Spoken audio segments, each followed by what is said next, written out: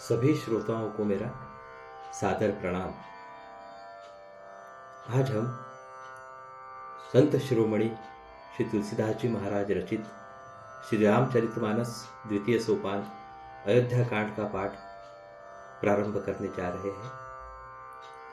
कल तक हमने दोहा संख्या 60 तक पाठ किया था। आज हम उसके आगे का पाठ करेंगे। उसके पहले हम इस थोर ग्रंथ के रचयिता संत शिरोमणि श्री तुलसीदास जी महाराज, श्री गणेश जी भगवान, माता सरस्वती जी एवं प्रभु श्री रामचंद्र, माता सीता जी एवं समस्त भ्रातागण लक्ष्मण जी, भरत जी, शत्रुघ्न जी एवं परम भक्त श्री हनुमान जी, इन सभी के चरणों में साष्टांग दंडवत करते हैं और उनसे इस पाठ को आगे की ओर करने के लिए अनुमति लेते हैं और आशीर्वाद की अभिलाषा रखते हैं। हरि ओम। तो चलिए हम आज का पाठ शुरू करते हैं। दोहा संख्या 60 को फिर से एक बार याद करके हम फिर उसके आगे का पाठ करेंगे। हरि ओम। कहीं प्रिय बचन विवेकमय, किनि मातु परितोष रामा, लगे प्रबोधन जानकी,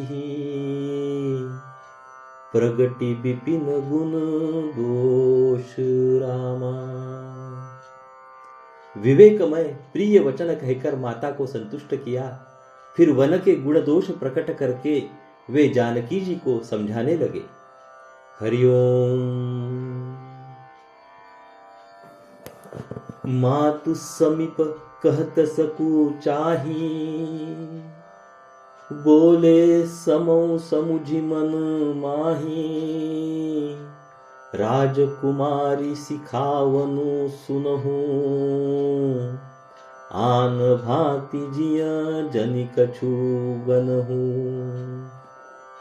माता के सामने सीता जी से कुछ कहने में सकुचाते हैं, पर मन में यह समझकर कि यह समय ऐसा ही है, वे बोले, हे राजकुमारी, मेरी सिखावन सुनो, मन में कुछ दूसरी तरह न समझ लेना। आपन मोर निकजऊ चहु, बचनु हमार मानी गृह रहु, आयसु मोर सासु सेवकाई, सब विधि भामिनी भवन भलाई।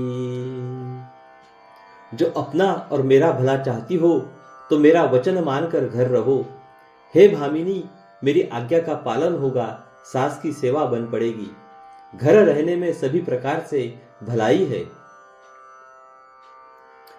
एहि ते अधिक धर्म नहीं दूजा, सादर सासु ससुर पद पूजा, जब जब मातु करी सुधी मोरी, होई ही प्रेम बिकलमती भोरी। आदर पूर्वक सास ससुर के चरणों की पूजा यानी कि सेवा करने से बढ़कर दूसरा कोई धर्म नहीं है। जब जब माता मुझे याद करेंगी और प्रेम से व्याकुल होने के कारण उनकी बुद्धि भोली हो जाएगी, वे अपने आप को भूल जाएगी। तब तब तुम कही कथा पुरानी, सुंदरी समुझाए हूँ मृदु बानी, कहूँ सुभाय सपथ सत मोही, सुमुखी मातु हित राखहूं तोही। हे सुंदरी, तब तब तुम कोमल वाणी से पुरानी कथा है कह कहकर इन्हें समझाना। हे सुमुखी, मुझे सैकड़ों सौगंध है, मैं यह स्वभाव से ही कहता हूं कि मैं तुम्हें केवल माता के लिए ही घर पर रखता हूं। हरिओम। अभी हम यहाँ पे दोहा संख्या 61 का पाठ करेंगे। हरि ओम। गुरश्रुति सम्मत धर्म फलू, पाय बिनहि कलेस रामा, हठ बस सब संकट सहे, गालव नहुष नरेश रामा। मेरी आज्ञा मानकर घर पर रहने से गुरु और वेद के द्वारा सम्मत धर्म के आचरण का फल तुम्हें बिना ही क्लेश के मिल जाता है, किंतु हठ के वश होकर गालव मुनि और राजा नहुष आदि सबने संकट ही सहे। मैं पुनि करी प्रवान पितु बानी, बेगी फिरब सुनु सुमुखी सयानी, दिवस जात नहीं लागी ही बारा, सुंदरी सिखवनु सुनहु हमारा। हे सुमुखी, हे सयानी, सुनो, मैं भी पिता के वचनों को सत्य करके शीघ्र ही लौटूंगा। दिन जाते देर नहीं लगेगी। हे सुंदरी, हमारी यह सीख सुनो। जऊ हठ करहु प्रेम बस बामा, तऊ तुम दुख पाऊब परिणामा, कानून कठिन भयंकरु भारी, घोर घामु हिम बारी बयारी। हे वामा, यदि प्रेमवश हठ करोगी तो तुम परिणाम में दुख पाओगी। वन बड़ा कठिन यानी कि क्लेशदायक और भयानक है। वहां की धूप, जाड़ा, वर्षा और हवा सभी बड़े भयानक है। कुसकंटक मग काकर नाना, चलब पयाद ही बिनु पद त्राणा, चरण कमल मृदु मंजु तुम्हारे, मार्ग अगम भूमिधर भारे। रास्ते में कुश, कांटे और बहुत से कंकड़ हैं। उन पर बिना जूते के पैदल ही चलना होगा। तुम्हारे चरण कमल कोमल और सुंदर है और रास्ते में बड़े बड़े दुर्गम पर्वत है। कंदर खोह नदी नद नारे, अगम अगाधन जाहि निहारे, भालू बाघ ब्रुक केहरी नागा, करही नाद सुनी धीरजू भागा। पर्वतों की गुफाएं, खोह यानी कि दर्रे, नदियां, नद और नाले ऐसे अगम्य और गहरे हैं कि उनकी ओर देखा तक नहीं जाता। रीछ, बाघ, भेड़िए, सिंह और हाथी ऐसे भयानक शब्द करते हैं कि उन्हें सुनकर धीरज भाग जाता है। हरिओम। अभी हम यहाँ पे दोहा संख्या 62 का पाठ करेंगे। हरिओम। भूमि शयन बल कल बसन, असनु कंद फल मूल रामा, ते की सदा सब दिन मिलही, सबुई समय अनुकूल रामा। जमीन पर सोना, पेड़ों की छाल के वस्त्र पहनना और कंद मूल फल का भोजन करना होगा। और भी क्या, और वे भी क्या, सदा सब दिन मिलेंगे? सब कुछ अपने अपने समय के अनुकूल ही मिल सकेगा। नर आहार रजनी चर चरही, कपट बेश विधि कोटिक करही, लागई अति पहार कर पानी, विपिन विपति नहीं जाई बखानी। मनुष्यों को खाने वाले निशाचर यानी कि राक्षस फिरते रहते हैं। वे करोड़ों प्रकार के कपट रूप धारण कर लेते हैं। पहाड़ का पानी बहुत ही लगता है। वन की विपत्ति बखानी नहीं जा सकती। ब्याल कराल बिहग बन घोरा, निसिचर निकर नारी चर, नारी नर चोरा। डर पही धीर गहन सुधी आए, मृगलोचनी तुम भीरु सुभाए। वन में भीषण सर्प, भयानक पक्षी और स्त्री पुरुषों को चुराने वाले राक्षसों के झुंड रहते हैं। वन की भयंकरता याद आने मात्र से धीर पुरुष भी डर जाते हैं। फिर हे मृगलोचनी, तुम तो स्वभाव से ही डरपोक हो।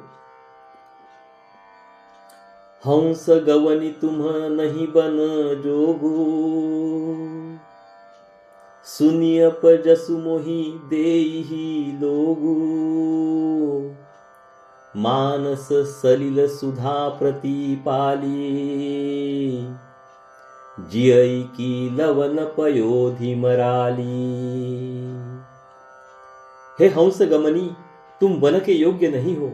तुम्हारे वन जाने की बात सुनकर लोग मुझे अपयश देंगे, यानी कि बुरा कहेंगे।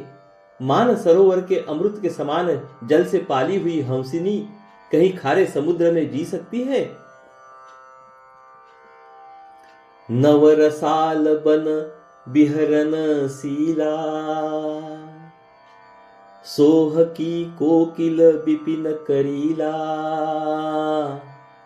रहु भवन अस हृदय बिचारी, चंद बदनी दुखु कानन भारी। नवीन आम के वन में विहार करने वाली कोयल क्या करिल के जंगल में शोभा पाती है? हे चंद्रमुखी, हृदय में ऐसा विचार कर तुम घर ही पर रहो, वन में बड़ा कष्ट है। देखिए श्री राम जी माता सीता जी को किस तरह समझा रहे हैं। हरिओम। अभी हम यहाँ पे दोहा संख्या 63 का पाठ करेंगे। हरिओम। सहज सुहृद गुर स्वामी सिख, जो न करई सिर मानी रामा। सो पछीताई अघाई उर, अवसि होई हित हानि रामा। स्वाभाविक ही हित चाहने वाले गुरु और स्वामी की सीख को जो सिर चढ़ाकर नहीं मानता, वह हृदय में भरपेट पछताता है और उसके हित की हानि अवश्य होती है। सुनि मृदु बचन मनोहर पिय के, लोचन ललित भरे जल सिय के। शीतल सीख दाहक भई कैसे, चकई ही सरद चंदन सी जैसे। प्रियतम के कोमल तथा मनोहर वचन सुनकर सीता जी के सुंदर नेत्र जल से भर गए। श्री राम जी की यह शीतल सीख उनको कैसी जलाने वाली हुई, जैसे चकवी को शरद ऋतु की चांदनी रात होती है। उतरुन आव बिकल बै देही, तजन चहत सुचि स्वामी सनेही। बरबस रोकी बिलोचन बारी, धरी धीरज उर अवनी कुमारी। जानकी जी से कुछ उत्तर देते नहीं बनता। वे यह सोचकर व्याकुल हो उठी कि मेरे पवित्र और प्रेमी स्वामी मुझे छोड़ जाना चाहते हैं।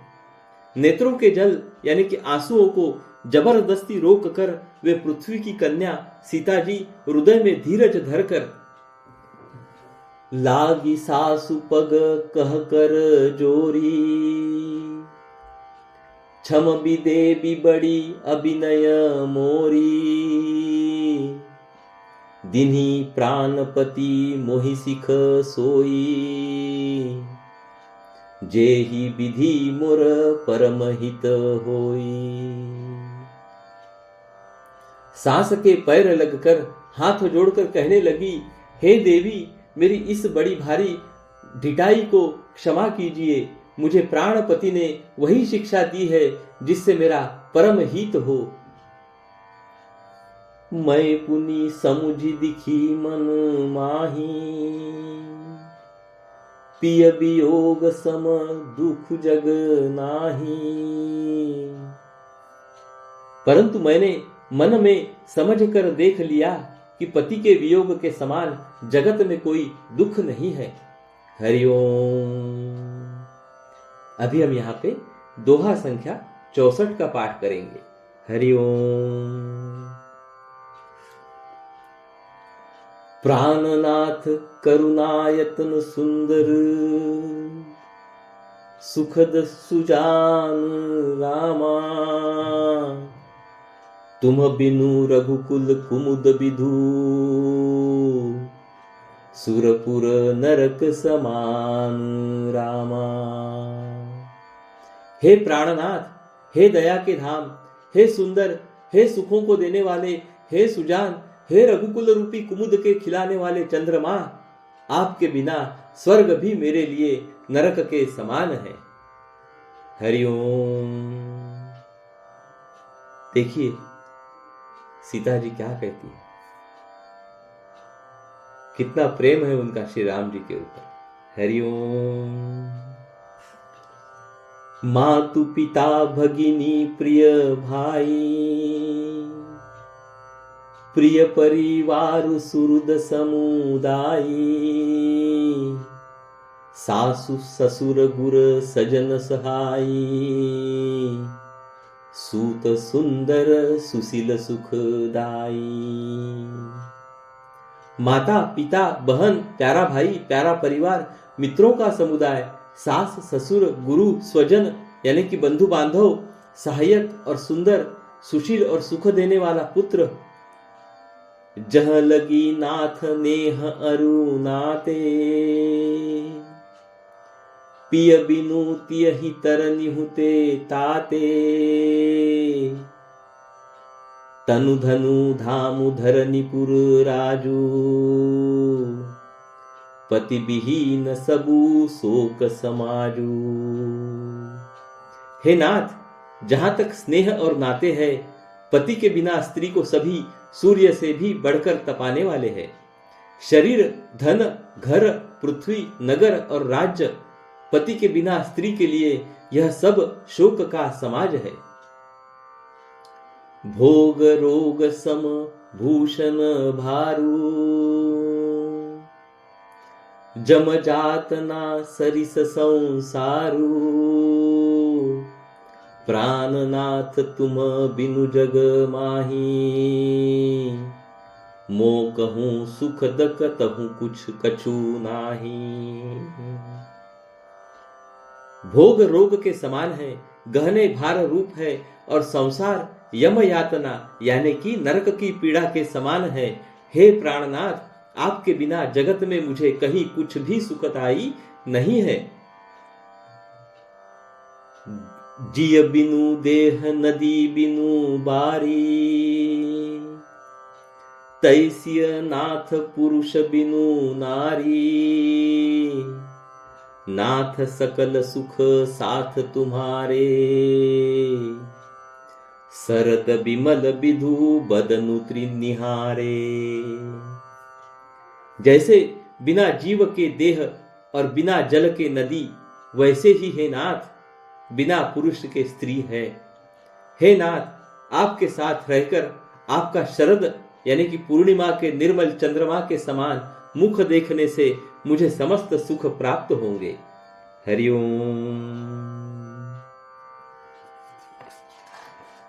अभी हम यहाँ पे दोहा संख्या 65 का पाठ करेंगे।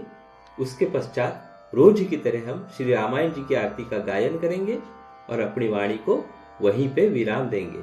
हरिओम। खग मृग परिजन नगरु बनु, बलकल विमल दुकूल रामा। नाथ साथ सुर सदन सम, परन साल सुख मूल रामा। हे नाथ, आपके साथ पक्षी और पशु ही मेरे कुटुंबी होंगे। वन ही नगर और वृक्षों की छाल ही निर्मल वस्त्र होंगे और पर्णकुटी यानी कि पत्तों की बनी झोपड़ी ही स्वर्ग के समान सुखों की मूल होगी। हरिओम। तो चलिए, आज का पाठ हमारा यहीं पे समाप्त होता है। अभी हम रोज की तरह श्री रामायण जी की आरती का गायन करेंगे, तत्पश्चात अपनी वाणी को विराम देंगे। हरिओम। चलिए, हम श्री रामायण जी की आरती के गायन की शुरुआत करते हैं। आरती श्री रामायण जी की, कीरति कलित ललित सिय पी की। आरती श्री रामायण जी की, गावत ब्रह्मादिक मुनि नारद, वाल्मीक विज्ञान विशारद, सुख सनकादि शेष अरु सारद, बरनि पवन सुत कीरतिनी की। आरती श्री रामायण जी की, कीरति कलित ललित सिय पी की। आरती श्री रामायण जी की, गावत वेद पुराण अष्टदश, छहो शास्त्र सब ग्रंथन को रस। मुनि जन धन संतन को सर्वस, सार अंश सम्मत सब ही की। आरती श्री रामायण जी की, कीरति कलित ललित सिय पी की। आरती श्री रामायण जी की, गावत संतत शंभु भवानी, अरुघट संभव मुनि विज्ञानी। व्यास आदि कवि बर्ज बखानी, काग भुसुंडी गरुड़ के हिय की। आरती श्री रामायण जी की, कीरति कलित ललित सिय पी की। आरती श्री रामायण जी की, कलिमल हरनि विषय रस फीकी। सुभग सिंगार मुक्ति जुबती की, दलन रोग भव मूरी अमी की। तात मात सब विधि तुलसी की। आरती श्री रामायण जी की, कीरति कलित ललित सिय पी की। आरती श्री रामायण जी की। हरिओम। बोलो सियावर रामचंद्र की जय। पवन पुत्र हनुमान की जय। हरिओम। आज के लिए हम अपनी वाणी को यहीं पे विराम देते हैं। कल फिर मिलेंगे, तब तक के लिए आज्ञा दीजिए। नमस्कार। हरिओम हरिओम हरिओम हरिओम हरिओम।